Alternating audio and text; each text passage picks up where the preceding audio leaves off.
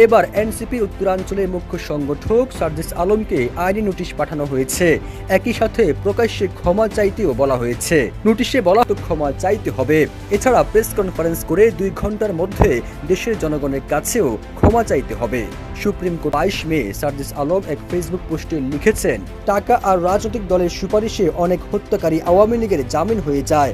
টাকা আর সুপারিশ নেই বলে আওয়ামী আমলে জুলুমের শিকার অনেক মজলুমের জামিন হয় না।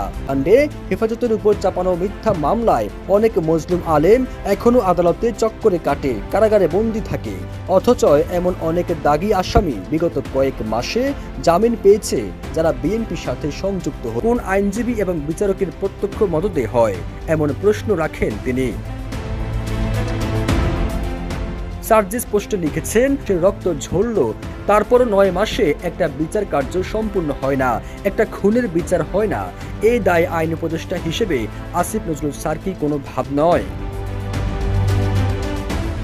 নোটিশে বলা হয়, ঢাকা দক্ষিণ সিটি কর্পোরেশন ঘোষণা করে নির্বাচনী ট্রাইব্যুনালের রায় ও নির্বাচন কমিশনের গেজেট চ্যালেঞ্জ করে হাইকোর্টে রিট করেন আইনজীবী মামুনুর রশিদ।